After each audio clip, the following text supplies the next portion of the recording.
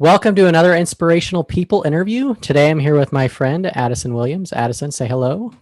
Hi, guys. Addison is an entrepreneur, special operations combat veteran, former professional gamer, musician, member of Mensa, and a comedy screenwriter. Addison and I originally became friends freelancing several years ago for a shared client, which is probably an interesting story in and of itself. Since then, we've collaborated on a variety of projects and conversations, and we recently launched Movie Shapes, which is a better way to share and find movies that we love. So let's go ahead and just jump right in, Addison. 2020 has been an interesting and challenging year for many people. How can we wisely look back at it in retrospect as we reflect, and how can that help prepare us for the next year that's likely to be as challenging as well, in probably different ways? So I like it. No punches pulled. Yeah, 2020 has been hard. 2021 is probably going to be hard too. That's true. Something that works really well for me in hard times is remembering that there are other people in it with you. And that doesn't mean that we're all in this together. Some people really aren't in the same place as you right now. yeah, But remembering that there's someone who is in the same experience, especially with it being global like the pandemic, that yeah, helps. And remembering, if you're experiencing extreme tragedy, right, like the loss of a loved one or something, due to this pandemic, or you don't get to be with them, in their final hours, other people have experienced that. As crazy as that is to say, just having that moment of realizing this connects you to somebody else, that it is a little of a silver lining, but it's also a relief, because feeling lonely on top of all the other tragedy you're experiencing, right, like that just complicates it. So just feeling connected, maybe even connecting with somebody and talking through your hmm shared experience, yeah, that oh, is yeah, something yeah. good. Well, I guess tell me more about like the idea of loneliness, and I know both you and I, as freelance, specialists working with business owners, we kind of chose a lonely path in a regard, right, as opposed to the alternatives out there. So what is that? What's going on there, and what does I would suspect that loneliness is a big issue right now. Well, that that is a good way of looking at it, because there's both like just being alone, right? Being, if you're an introvert, you want some time alone, right? That's like you time and self time. But Yeah. being alone when you don't want to be, that is Mm, the point where it's suffering.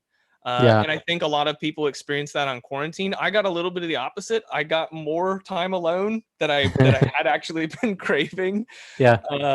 But I think the biggest thing is that even if you're feeling lonely, there are other people feeling lonely too. It's sort of the Eleanor Rigby thing from the Beatles, right? Like Eleanor's lonely and Father Mackenzie's lonely, but they could have actually related to each other. They just didn't know they were so close, right? Yeah. Um, so that's how I think about it right now. Sometimes I can relate to other people Yeah. about our mutual loneliness, and that's a very not lonely thing.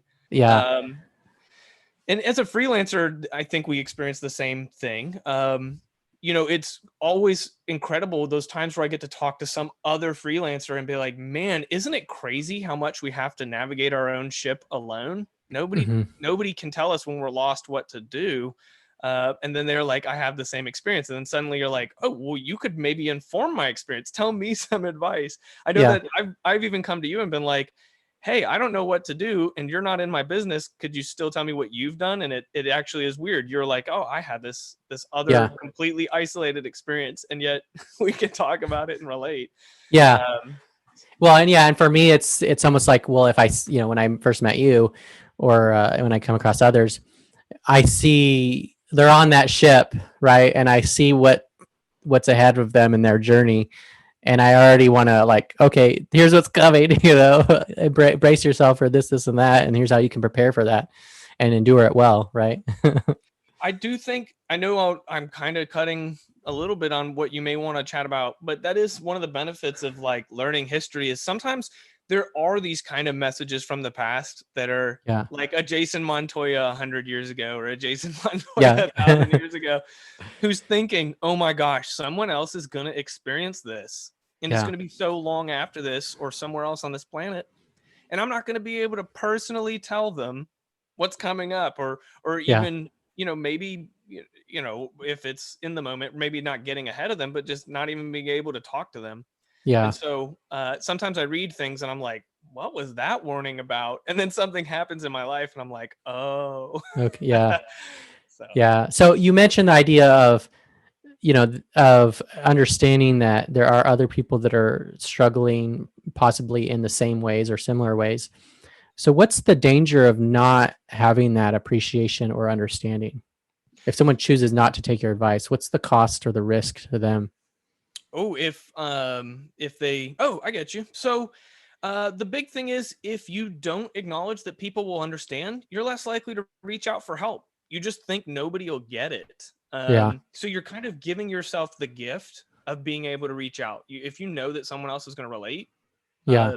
you're going to reach out. And what's crazy is that you may want to help others, but you think that your experiences are too isolated, right? Maybe you've come out on the other side, right? Yeah. You went through a hard time, you're out of it, and you're thinking, oh, but that was too crazy. Nobody else is experiencing it. You're not going to seek out others to help them because Yeah. you put too much of a unique spin on what you experienced.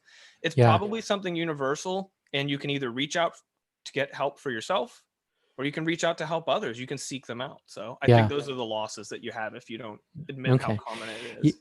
Yeah, that's interesting. So it reminds me, I'm reading the Gulag Archipelago, and the part I'm at is, and he says specifically, these people had to go through this horrific interrogation. But one of the most memorable things that they experienced was after that interrogation, when they arrived at the prison camp and they saw another person, another prisoner that went through what they went through. And it was such a powerful moment for them, because they had been so alone through such a terrible situation. Right. Yeah, that reminds me of in survival innovation school in the military, a lot of people talk about how when they go through this school, they know that it's role playing, they know that it's fake, but they are actually made to suffer. They're abused a little bit. And Yeah. when they get out, they said, a lot of people will cry tears of joy. Yeah. Yeah.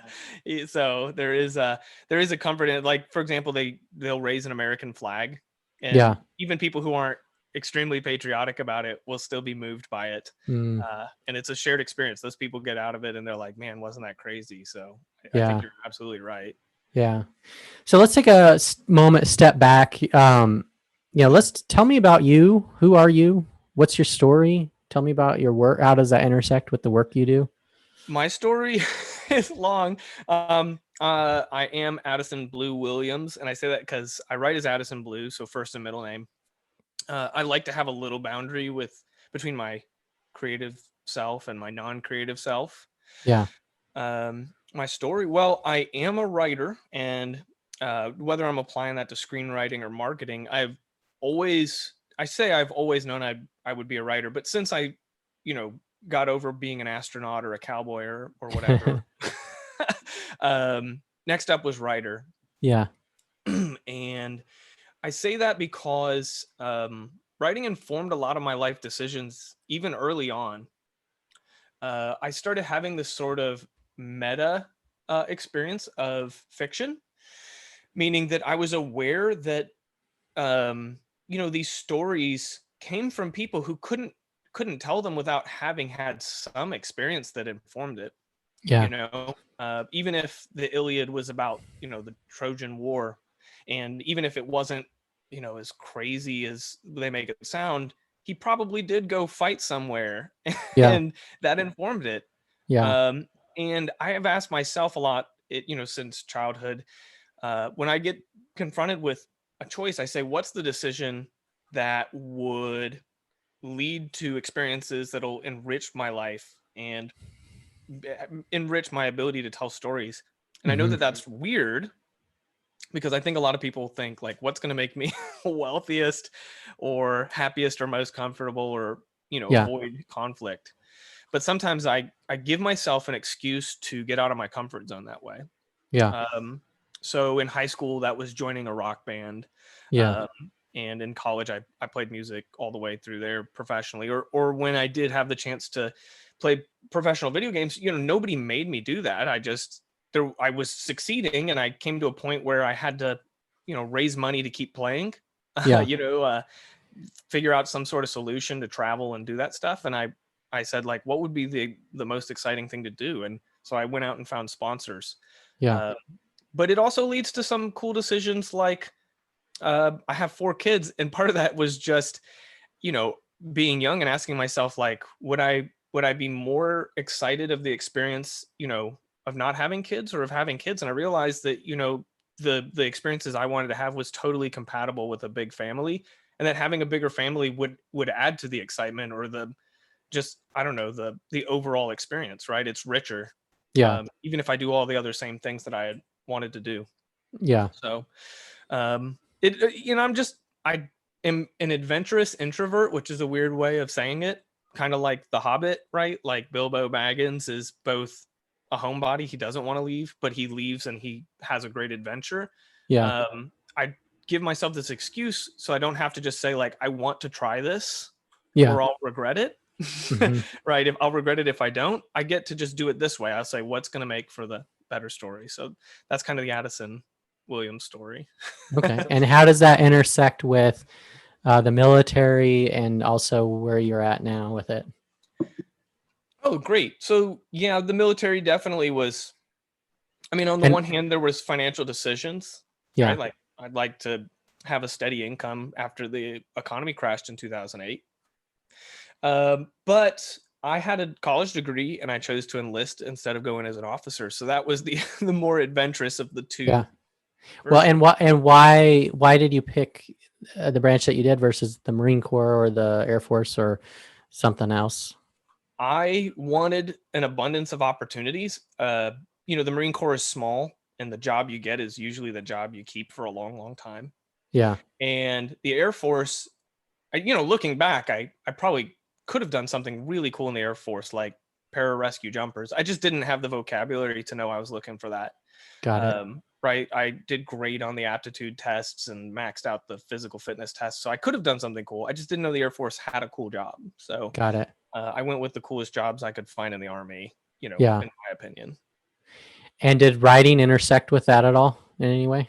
Yeah. I definitely thought, if I stay with the military for a long time, great. I'll be a soldier. And if I don't, then I'll have some great stories to tell when I go back to that. Yeah. But even when I was I went in and became an 18 Echo, which is a communications sergeant for special operations. And then while I was in that training pipeline, I switched to PSYOP, which is, marketing and storytelling for the military. Yeah. And then even then I wrote articles for, our regimental magazine and things like that. So I can't escape writing, right? It is what I do. So yeah, I brought that to every job, and I let those jobs make me better at it. Yeah. So how did you pivot? We're in a year of pivoting. So how did you pivot from military to civilian life, and how was that? And was it challenging? And what challenges did you face, and where did that lead you? So I think this would be something I can speak to a lot of people. It's this idea that we have to stop thinking that we're going to become something and just be the thing.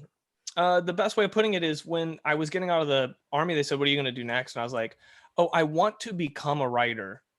And there was a certain point after which I should have just said, "I'm a writer."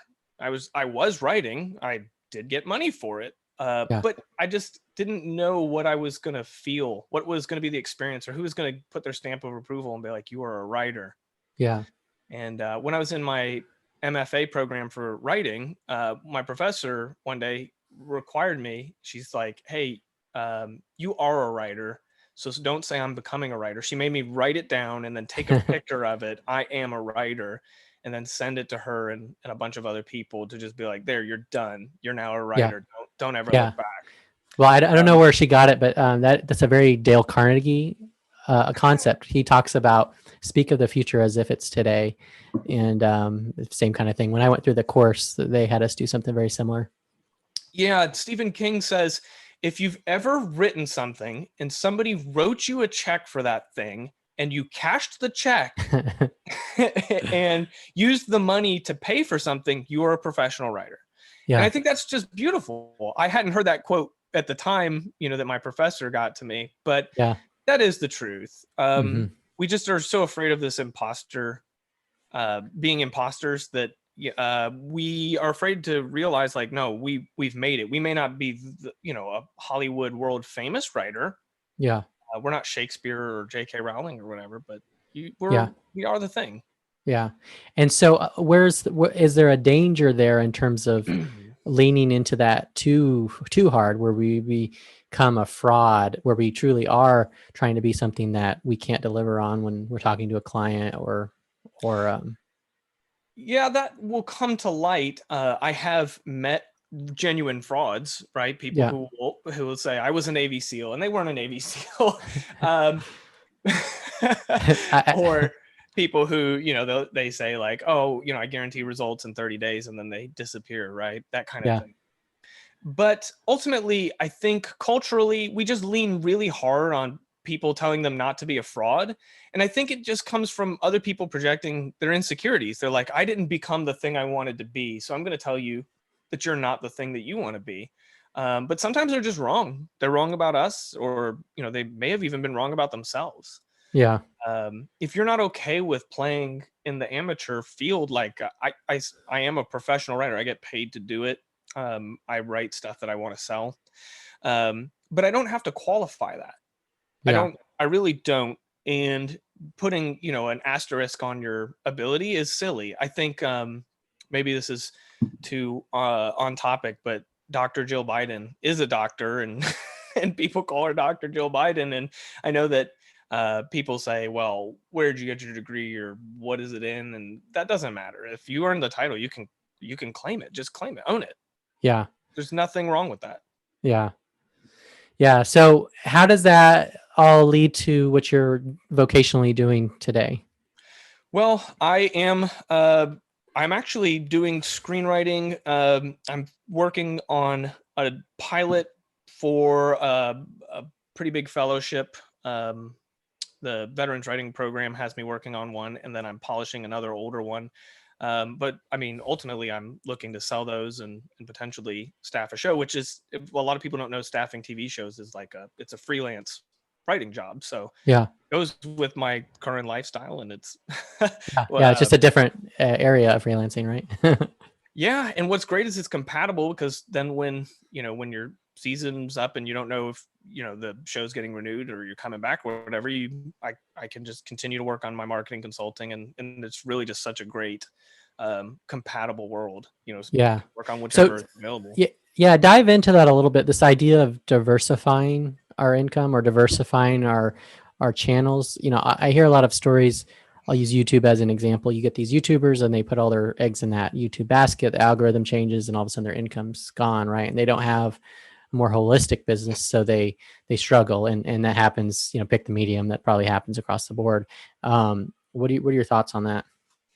Well, it's challenging because I think we normally see these binaries. We think it's, I'll do one thing or I'll do a million things. And that's what leads us away from diversification. We realize, like, oh, we were good at nothing, so we just do one thing. So if Yeah. you're that YouTuber, you might have been dilly-dallying and in a million different media forms. And then, YouTube's the only one that stuck, and you maxed it out. So for me, part of it is I love writing entertainment, and I love marketing strategy and writing. But that doesn't mean I'm also writing poetry. Yeah. I'm not going to diversify that way. I don't enjoy writing poetry, and I'm not good at it. Yeah. Um, Nor do I think, there's the demand for me to jump into the market against some of these more competitive people. Yeah. So sometimes diversification can be a bad thing. But for me, it's kind of a good way of putting it is I've got a safe bet. Hmm. I can work on marketing, writing, and it's always something I'm going to enjoy and be passionate about. And then there's sort of the windfall, winner take all gamble of just investing some of my time into creative projects because I'm good at it, and there's a high demand for it with so many streaming channels. And Yeah. I've got stories to tell, and it's a fun experience. So even no matter what happens, I like doing it. Yeah. Yeah. This is it is the end state, right? Yeah. So it's kind of it's taking a gamble on myself, Yeah. So I guess the other thing that comes to mind is, how do you differentiate the difference between experimentation and mastery? Oh my goodness. Um, that is such a tough question, because there's when you're achieving mastery, there's a point at which you can't even appeal to outside opinion to validate it. Yeah. So a great example is that once you're a neurosurgeon, it's kind of tough to, then assert yourself as the best of the neurosurgeons, because it's only you and your competitors, the other best neurosurgeons, who can really validate that claim, right? Mm, So yeah. it eventually in mastery becomes about something else, right? The most memorable neurosurgeon one day, maybe the one that kids learn about in history, is going to be one who invents some new procedure that saves more stroke victims, right? Uh-huh. But that doesn't mean they had the most skilled hands or they saved the most lives when they were doing it. It'll just be something else, right? Something that sticks historically or broadens them out. And ultimately, that is really just right. Other people may say like, I'm better, but are we looking for what we consider mastery to ourselves, or Yeah. what other people do? That's a struggle for even me, or I imagine for you and other experts in Yeah. their field. Yeah. So I guess on that topic, let's dive into the concepts of living better and working smarter. So what does it mean to you to work smarter? Oh, well, I'm very opinionated about what working smarter is because I think a lot of people, okay, I'll say who those people are. Me. I spent a lot of my career, I spent a lot of my career trying to find smarter ways to make myself fit other people's career mold. Okay. And that's not actually working smarter. That's kind of like trying to figure out a more efficient way to dig yourself into a hole instead of figuring out how to get out of the hole, right? Like Okay. you Yeah. can be more efficient towards the wrong end. Yeah. And I think a lot of people do that in work. I do that in work. Need to stop projecting and just say what tell the truth. Yeah. There are clever ways to accomplish bad goals, and I want to discourage other people from going down that route. I do that with work. I guess maybe a younger man's example is like energy drinks can get you through like a 55-hour work week, Yeah. and coffee is maybe a little healthier than energy drinks. So Yeah. it on the superficial level, you might be like, oh, this made a smarter move. But that misses the point. You've got to shorten that work week. It's not sustainable Yeah. to put in 55 hours of knowledge work anyway, right? Yeah. Customer service work or knowledge work. You shouldn't be doing that. Yeah. Not forever. Yeah. So in my life, that looks like, sometimes I turn down opportunities. Hmm. Sometimes I leave projects, even if they have potential. Yeah. So, working smarter, is like myth busting. That's what I think it is. You actually have to challenge things. People are like trying to find smarter ways to like hustle and grind. Yeah. And hustling and grinding is great if you're just starting out, you have a ton of resources, you don't know where to put them, you got to test things out and fail fast. That's great. Yeah. But if you hustle and grind forever, you're missing the point of why you were hustling. Right? Yeah. You hustle to get somewhere, and then you stay there and you build something. So Yeah. So Elon Musk might have a say that you're wrong. So what would you say to Elon Musk, who's trying to do the opposite of what you're describing? some of that is just he's building a character, a Yeah. myth. He's not really what he claims to be in every aspect. I mean, sure, he works hard and has lots of ideas, but he has no stress of paying his bills, right? He Hmm. can have somebody else buy his clothes and get them cleaned, and Yeah. and it gives him the ability to do some things that we can't compare ourselves to. Yeah. He's hustling, but for him, hustling might be like taking a plane and going and doing something that looks like work to us, but to him is really it's he gets to eat lunch with other executives or something like that. Yeah. I'm not saying that he has to lie, but he just may not even perceive that his story is a little bit of a fiction to other Yeah. people. Yeah. I think he does want to build the legend of Elon Musk. I think a lot of people who've already solidified their financial security want to build a legend around themselves, a myth. They want to be storytellers and they want themselves to be the medium. But it leads to some outcomes that other people it should not imitate. Yeah. But I guess a lot of people aspire or look up to him. And I think they can, like, based on the points you made, they can lead themselves to disappointment. So what would you recommend to those people that look at him that way?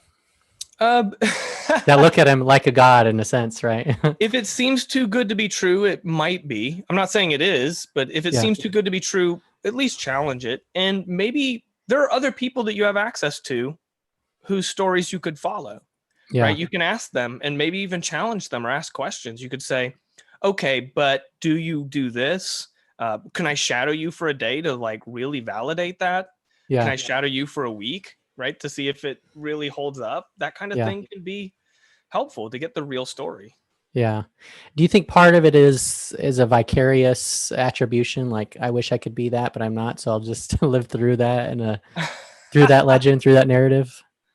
Yeah, Elon definitely wants to give this impression that he is transcended. And transcendence is so appealing that it permeates lots of philosophies and religions. But at the end of the day, it's probably not real. Transcendence is probably a something that even Socrates or or Plato or King David, somebody might want that to exist, but it really doesn't. Yeah.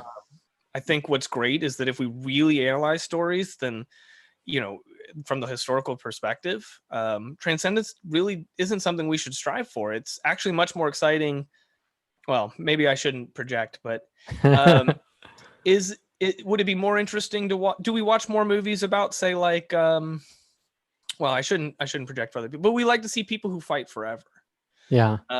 That's what we know intrinsically is what life really is. A constant battle, and that's the human experience, and we just have to find a way to relate to that. And we imagine we could escape, we can transcend, but there's no story that resonates as true when we see it. Yeah. Right?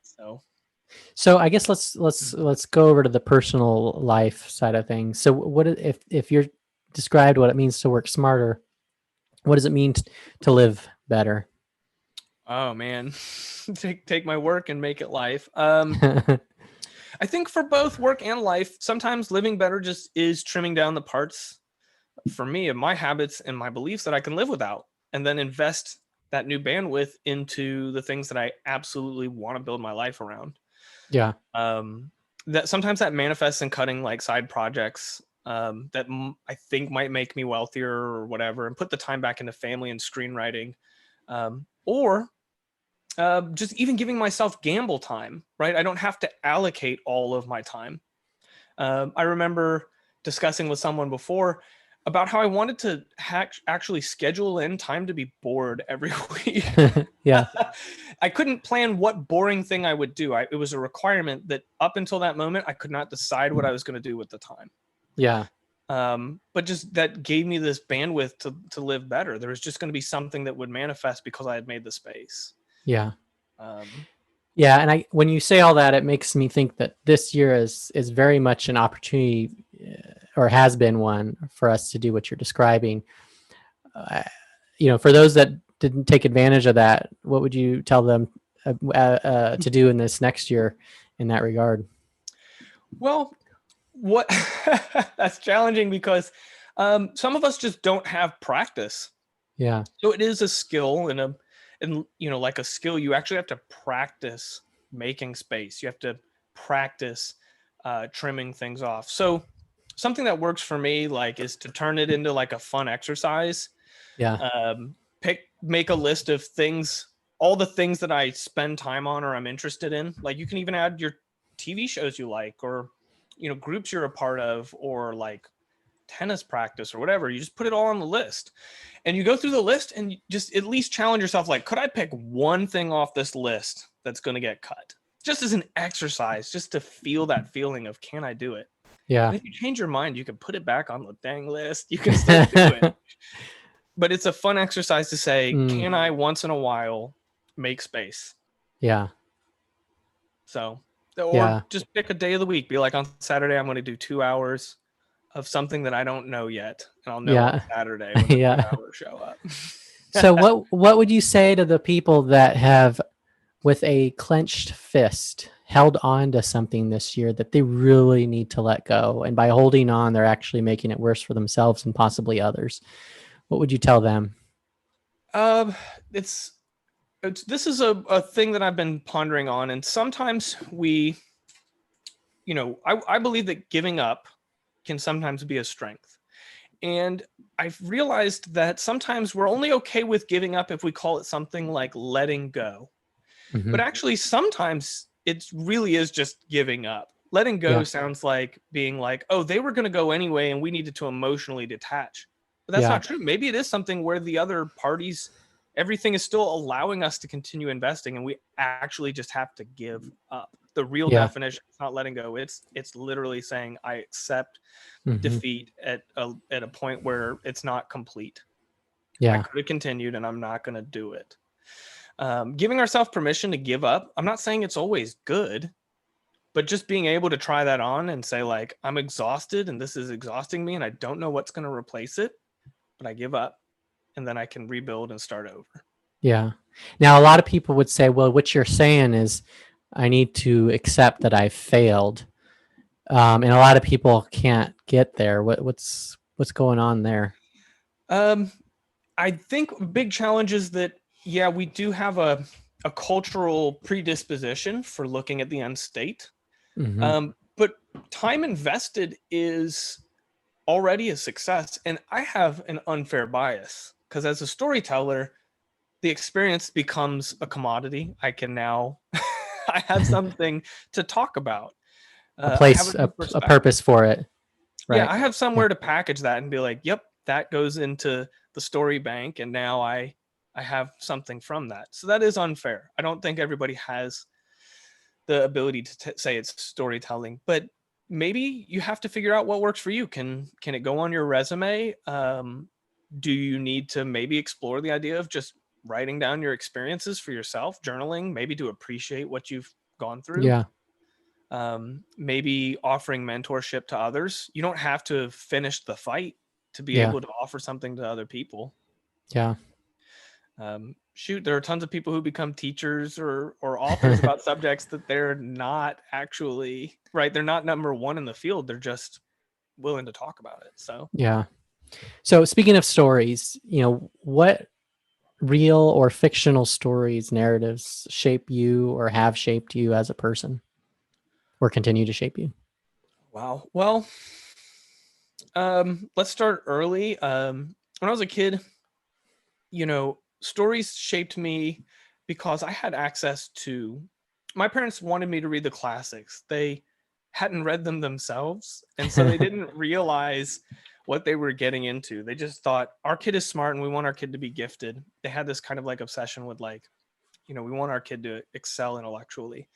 So they would, if I would watch, PBS, and they'd mention Sherlock Holmes or the Iliad by Homer or some major classic, Hamlet.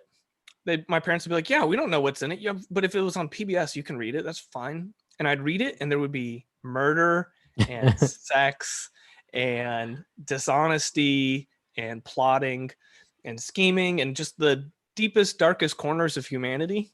Yeah. um, and that was great. That was a window into the bigger world.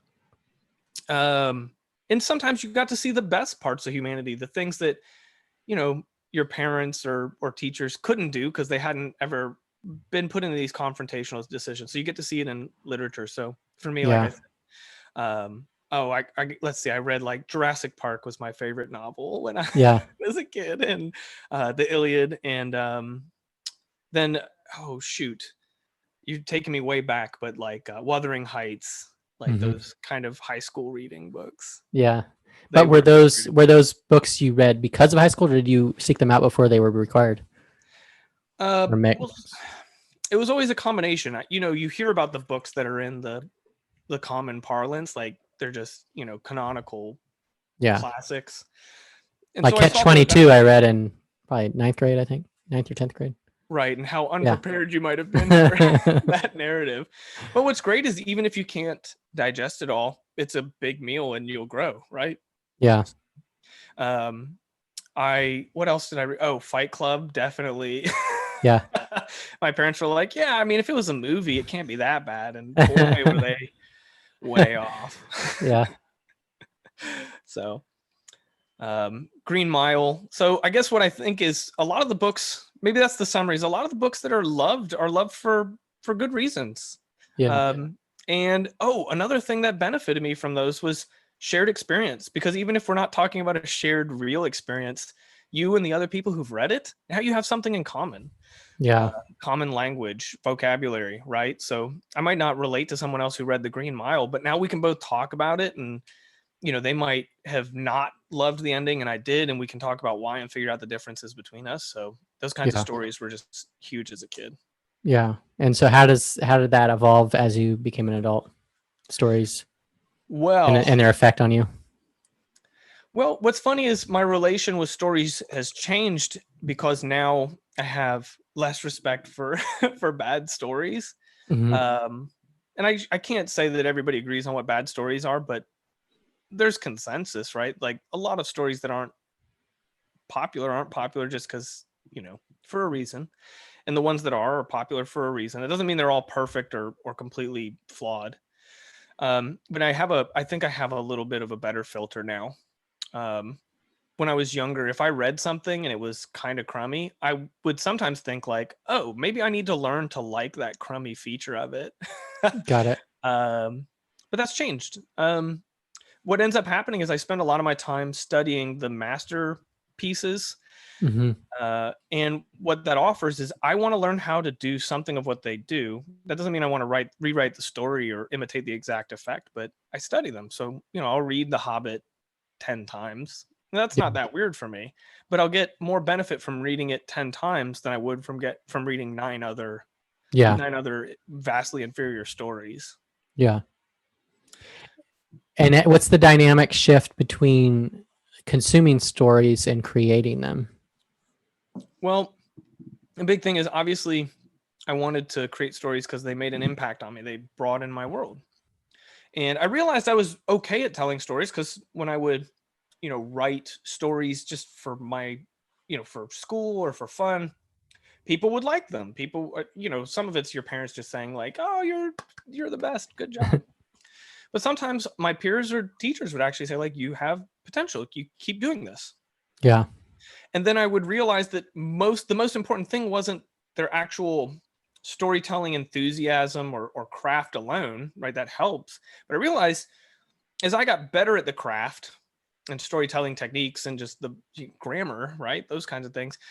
What they really offered was unique perspective. So it made me grow as a person because I had to offer something about in the stories I was creating. Yeah. I knew that there were unknown stories I wanted to be able to tell one day. And so it made me challenge myself to become a more complete, whole, interesting person, right? Or else I'm just somebody who's good at putting words on a page and have nothing to actually say in it, right? The actual content. So, and I guess what motivates you to do that in terms of like, are you trying to contribute to an art that made an impact on you, and so you're trying to pay it forward, or is it something else? Yeah, I do want to cause the same effect as other people have given me. And I understand that those great works are still out there, but also it's kind of like wanting to join a club or a family, right? You look at these people and you think like, I know J.K. Rowling, and I get it. It's still this kind of like fandom admiration, but like I know Shakespeare, I know Homer, like I get to relate to them, and I want people to relate to me like that, and I want to join their club. I want to do my very best to participate in the group, and I don't know, it kind of gives me a warm fuzzy feeling. Yeah. So let's shift from stories to systems. So stories shape us, but so do systems, and systems impact us in ways we recognize and ways we don't.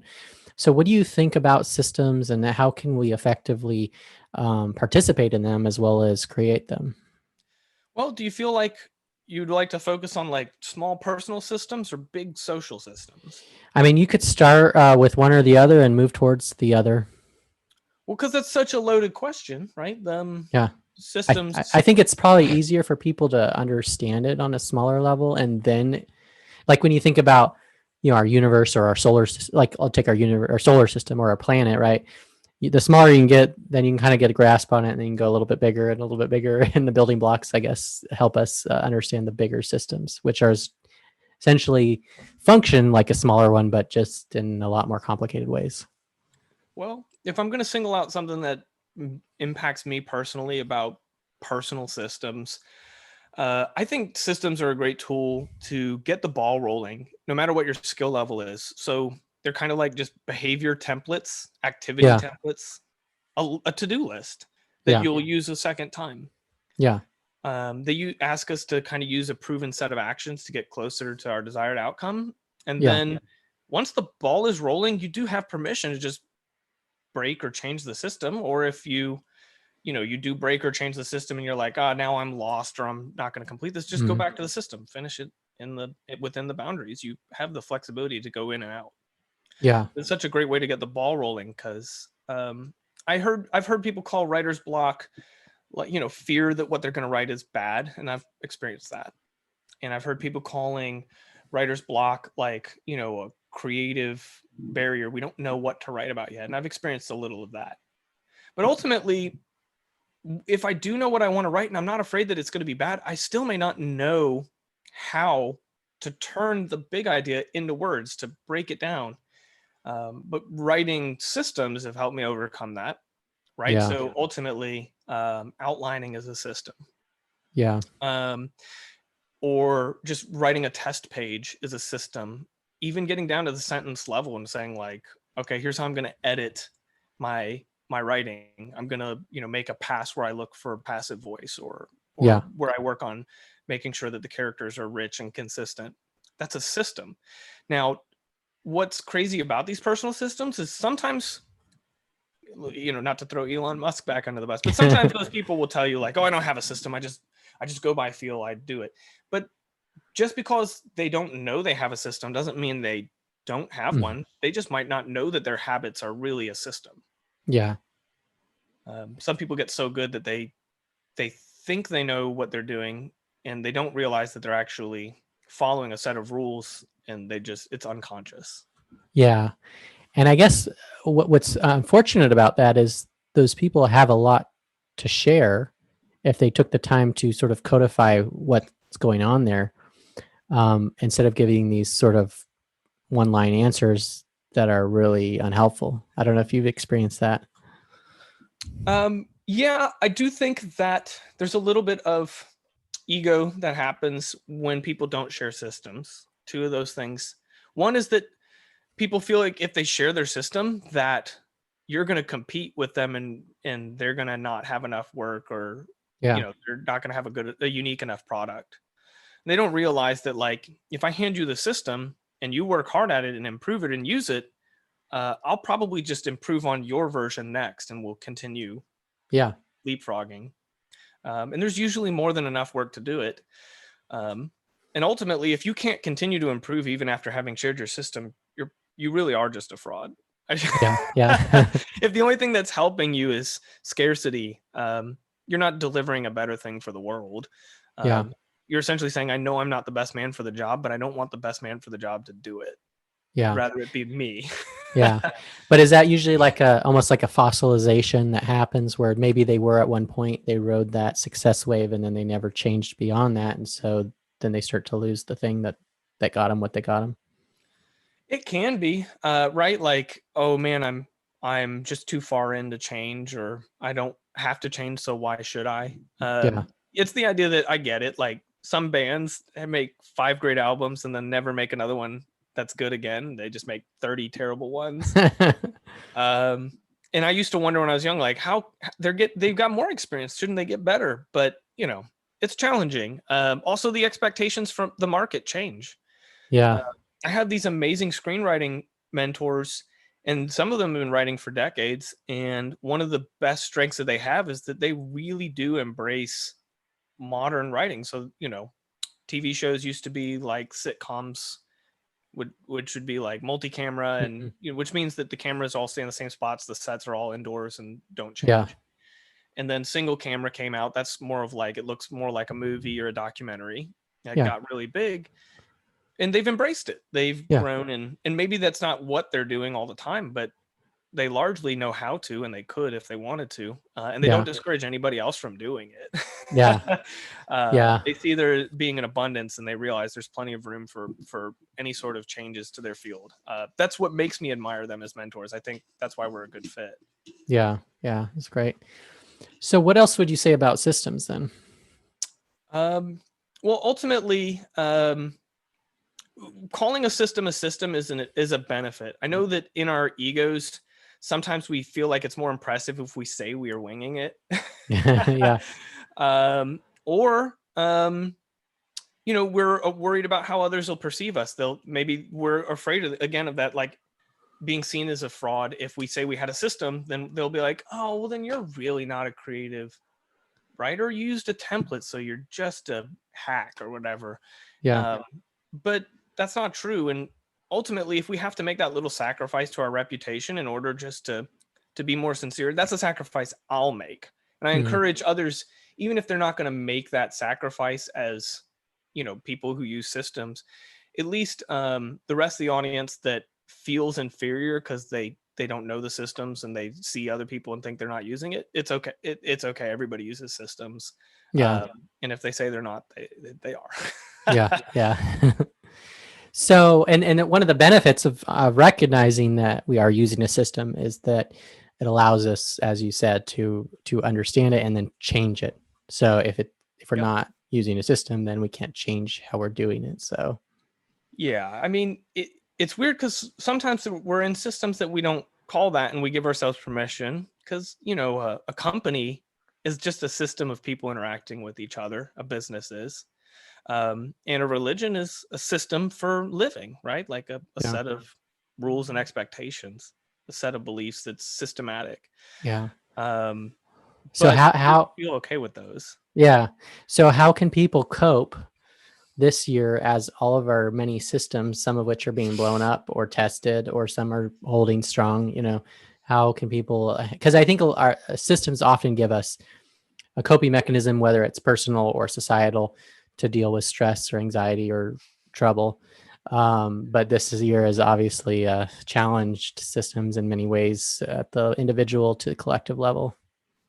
Well, it's hard to imagine, but when a system fails, either it can't hold the pressure of what's expected of it, or it just, the world has changed and the system hasn't grown. The destruction that happens, whatever comes from that, will eventually be better in some meaningful way. And that doesn't mean that just because the system is falling apart, that it's about to come back out on the other side perfect, right? Yeah. Rebuilding might take a very long time. Yeah. But I really do believe that what eventually comes out of it will be better. And it could be progressive, but sometimes holding on too tightly is going to prevent you from getting to the better thing. And that doesn't just mean that when you leave something bad, right, the system breaks and you go to a new system. Version 2.0 may not be the right place to stop either. You might have to go 5 versions in, but eventually there will be a better system, and you'll get to experience that. Okay. And so when does a system become tyrannical? When it expects, well, that's tough. There are some intangible goods in the world. They are hard to quantify or identify. So that would be, those intangible goods are just feeling like we have a little bit of self-determination and comfort, peace, right? And sometimes we will exchange those things. We'll exchange either self-determination, right? We'll give up some freedom, or we'll give up some peace, right? Like we'll actually say, like, let's maximize liberty, and people are going to have a terrible life. And ultimately it's tyrannical when we want to drive it all the way towards peace or all the way towards self-determination. Neither of those work out. So we Yeah. have to continue the tightrope walk of saying, like, let's lean a little bit towards a more peaceful system, or a more satisfying system, a more equitable system. Oh, let's lean towards a little more autonomous and self-determining system. And you have to wiggle a little bit at a time every day. It's hard, because that means every day you wake up and you have to say, I'm going to move the system in whatever little nudge it needs. I shouldn't say lazy. The easier solution is just to say, you know what? I think it would just drive it all the way towards the extreme edge. Let's just make it all about self-determination. Yeah. And that's tyrannical.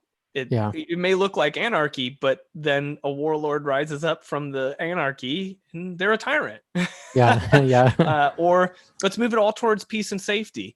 Oh, well, the safest thing is just to put everybody in handcuffs so no one can hurt anyone else, right? Let's just all tie ourselves to the wall, and that's really the safest. Well, that's not a life worth living. I'd rather be unsafe than tied down where nothing can hurt me in a padded room, right? That's an asylum. That's not a life worth living. And that's tyrannical too. So that's when systems get tyrannical, is when you want to drive towards the extremes and you're unwilling to walk the tightrope anymore. Yeah. Well, you've shared a lot. So what other words of wisdom do you have for us? What have you wanted to say, haven't had a chance to? Oh man, words of wisdom. Well, that's flattering. I would say the barrier between being extremely unhappy and being extremely happy is razor thin. You can move from one to the other in the blink of an eye, and you might not even realize how it happened. That can just seem like such a surprise for us, right? Like when tragedy hits, that's the worst of it. And I don't want to scare everybody. Yeah. But sometimes just things that we didn't realize would make us so happy can make us so extremely happy, if we let it. Yeah. And the other thing about that is we have to kind of be aware of it, that it's such a thin margin, because it'll make us, being sensitive to that can make us much kinder to others. We can be the source of someone else's emotional or material happiness or sadness with something that to us means very little. Yeah. So for example, we might not know that somebody's having a great day, but if we make a sarcastic joke, a joke that we didn't think mattered, that it's going to ruin their day. So just don't make the joke. If it's all the same to you, I get it. It may seem like you're free speech and you're right and all this stuff, but ultimately leave the world better than you found it. Just let it go. Right. Yeah. Just because it doesn't mean a lot to your happiness or sadness doesn't mean you shouldn't care about it for someone else. Yeah. And I'll even go to those who might object. You don't have to even be empathetic to the other person's cause. You don't have to put yourself in their shoes. Just be less attached to your own perspective and your own possessions. And ultimately, you'll be happier too. You realize how extremely thin it is and kind of let it go. Yeah. You don't have to rationalize it. It's one of those things that, like I said, is one of those intangible goods. Yeah. So without sacrificing your own happiness, just sometimes if you don't have to rationalize or justify something. I think a great example is this. Sometimes when somebody asks us to make a change and we're indifferent to it, we'll refuse to make the change. Not because we don't want to change or because it costs us something, but just because we believe that we could extract something from the person who's asking us. Yeah. Oh, you asked me to go left and I would have been indifferent to going left. I might have even done it on accident, but you asked me to because it benefits you. Why don't you compensate me? Give me something to go left because it means so much to you. Don't do that. Don't make that difference. Let that razor thin happiness for someone else come to fruition and someone else will do it for you. It's much better than a transaction. Yeah. Yeah. Cool. Well, thank you for sharing. Anything else? Oh gosh. I just think about what I've been thinking about lately. I think we talked a little bit about giving up, but I think sometimes we forget that fighting can be a good thing too. Yeah. And I'm not asking people to incite violence or get into stupid petty arguments. That's not what fighting is. But sometimes people don't realize how important something is to you unless you raise your voice. And that doesn't mean fight all the time, but just like I said about that balance, don't let fighting or giving up be tyrannical in your life. Yeah. Walk the tightrope. Be willing to fight even if you've become a very peaceful person. Yeah. figuring out what you actually think is worth fighting about.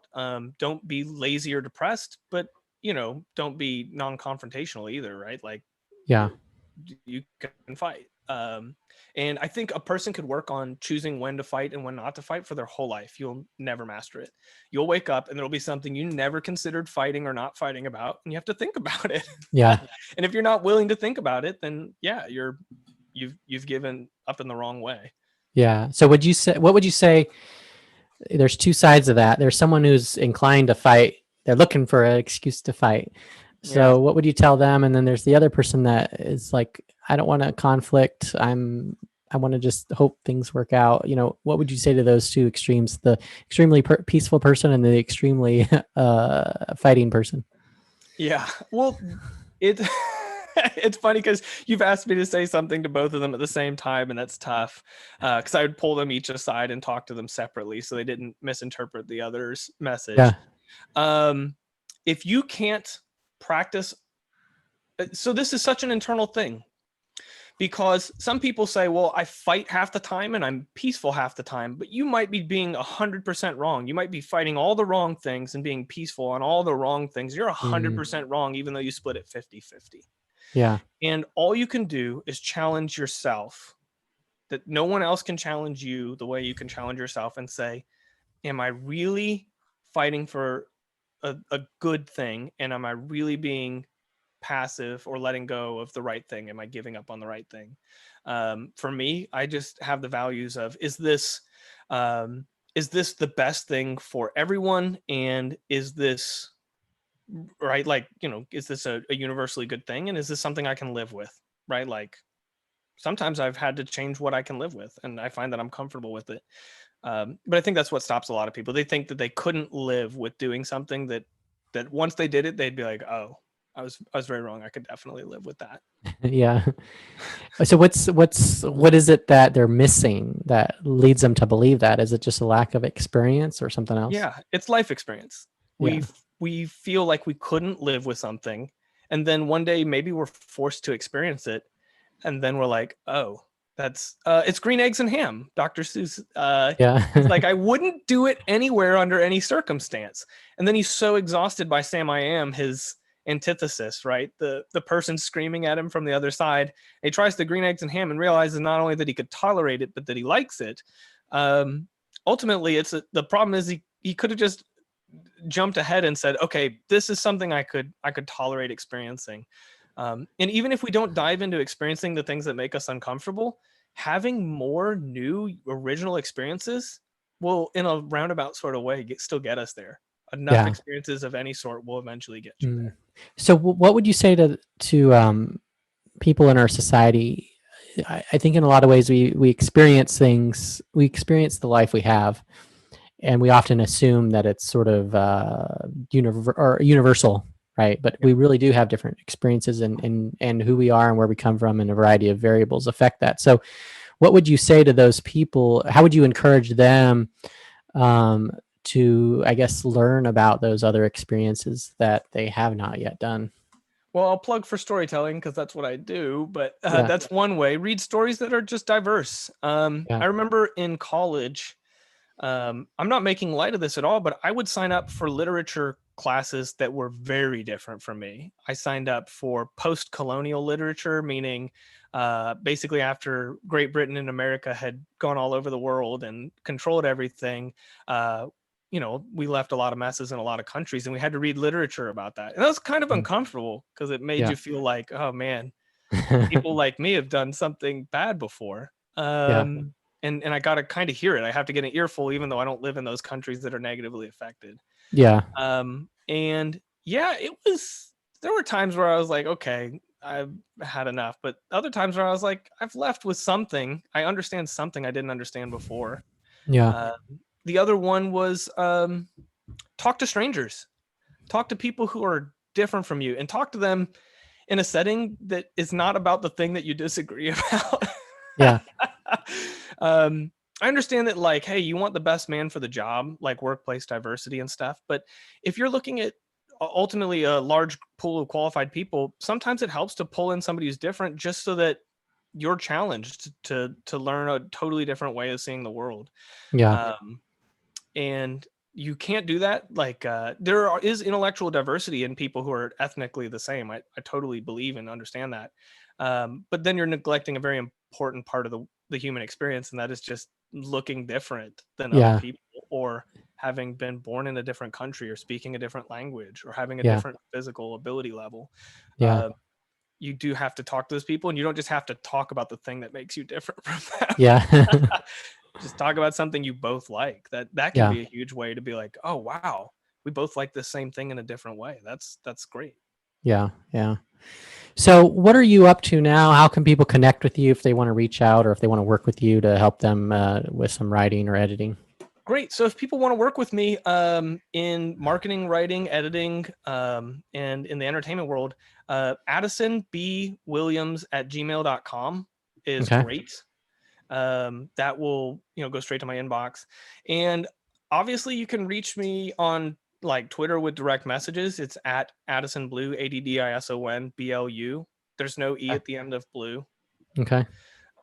But we could follow or direct message. I make noise on there. Facebook, it's also at facebook.com/Addison Blu, I think. So you can connect with me, and I answer. I get maybe a DM like once a month or something, so I answer everything that comes Yeah. to me. Okay. Sounds good. And then what if someone what are the types of things that you're looking to do right now, or the types of work you're looking for? Great. Yeah. So the Projects. biggest, yeah. These days I am still enjoying and thriving on doing marketing strategies, especially for small businesses. So people who need creative problem solving, that's excellent. That's fun. And I can offer something other people can't.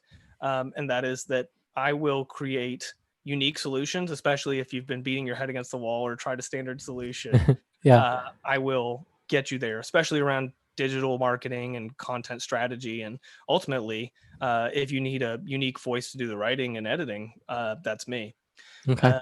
And then finally, I still am working towards staffing a TV show. I highly doubt there's a TV showrunner who's listening, and they usually want their friends to work with them, and I totally understand. But if the opportunity ever came up, I would take it. So well, specifically, what would be the thing that would trigger them to go, I should talk to Addison, in terms of the type of screenplay? If people have heard something in my experience that sounds like something they've never been able to find in their writer's room, and they just want somebody who's had different life experiences, that's me. If they heard like, wow, he was in special operations. I haven't had a screenwriter in special operations, and I write about the military in our show. Or I have a military character, or somebody who played professional games or music, and I don't have that in the writer's room. I'm a great person to pull for that. Because I've done enough things that enough people haven't done. Yeah. Cool. Well, anything else before we wrap up here?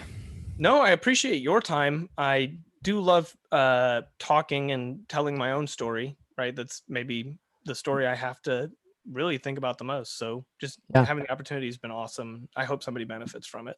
Yeah. Well, thank you so much. And I appreciate your time as well.